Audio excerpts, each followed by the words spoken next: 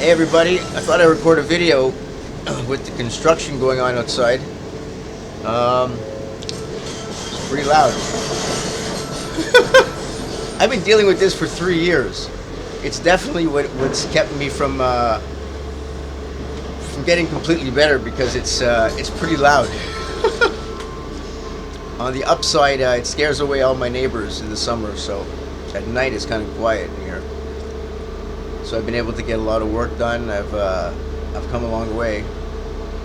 But I've got to say something. I just called my mother. I've been doing this now for it's been about 2 months, where every time I feel anger and I remember something else that she did, and that she killed my fucking brother, and she tried to do me when it all comes back. First of all, let me tell you something, people.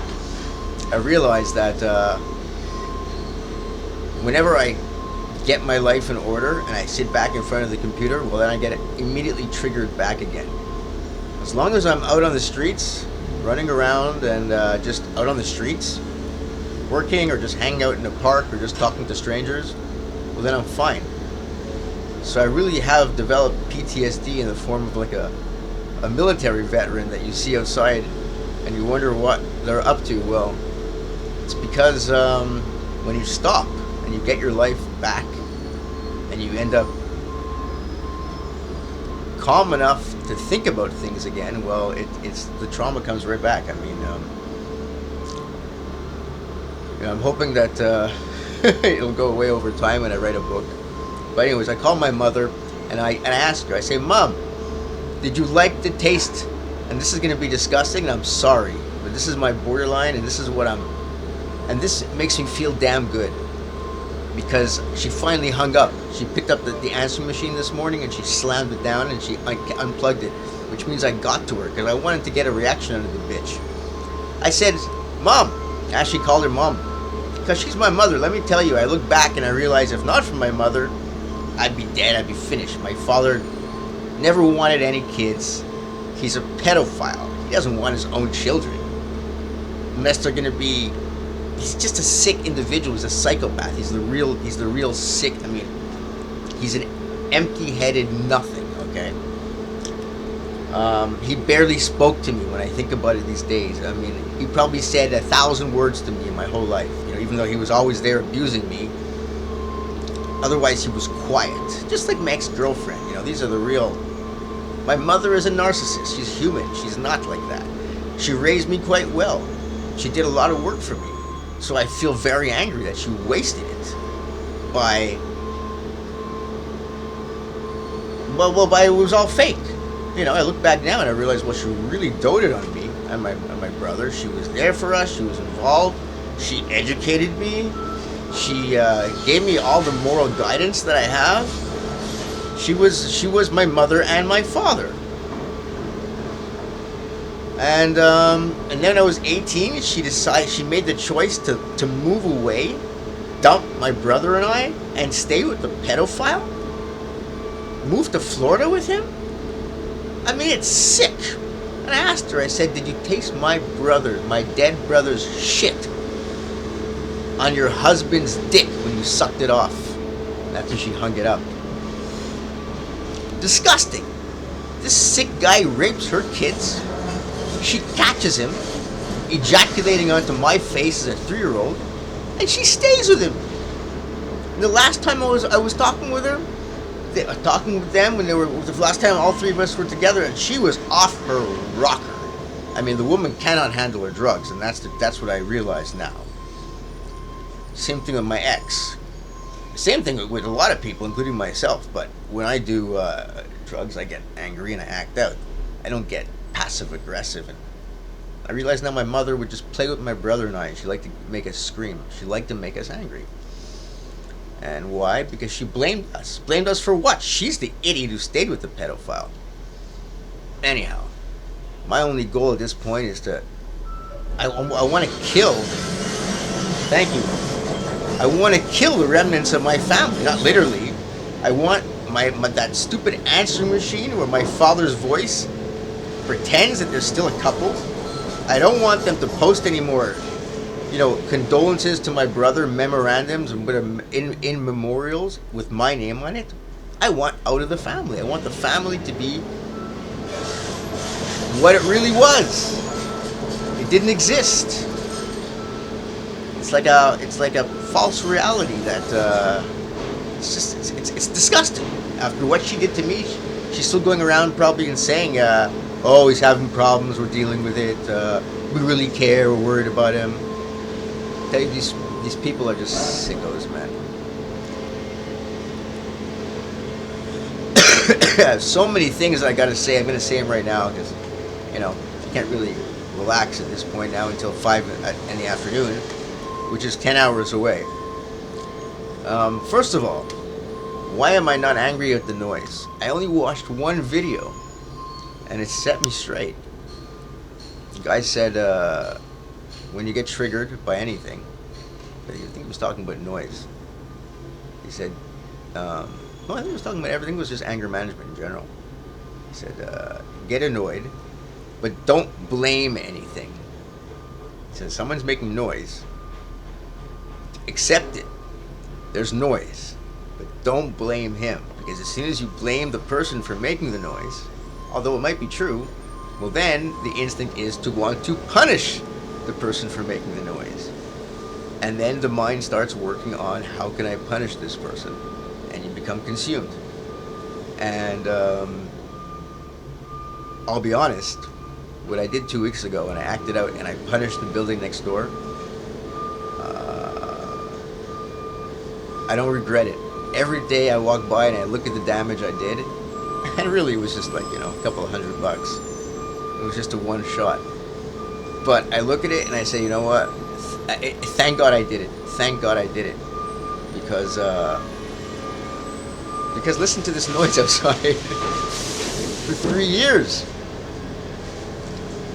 And that's why I'm pissed off, man. My parents, I had a good life. I had a good life with a good place. It was quiet. It was big. And I have a good life now, but what is this stuff? What's this noise? That's from outside.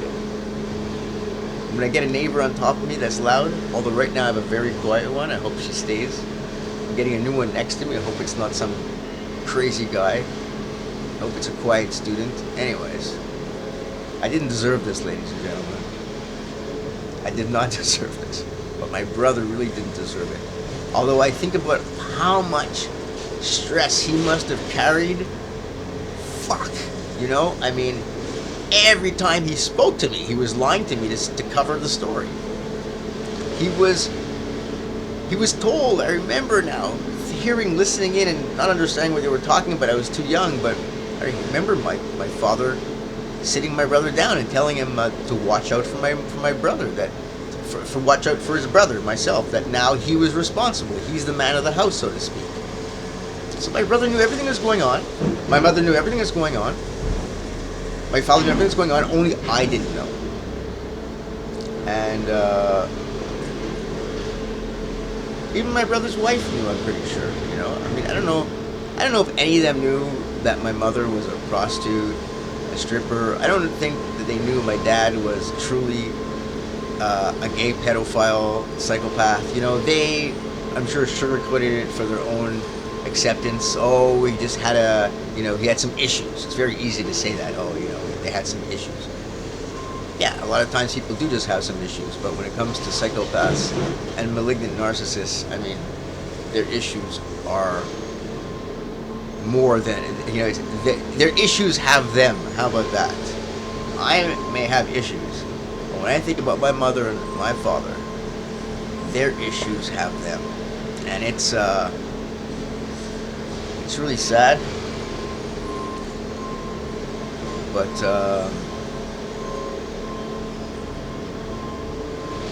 I don't know how those guys work in the construction. It must be pretty insane.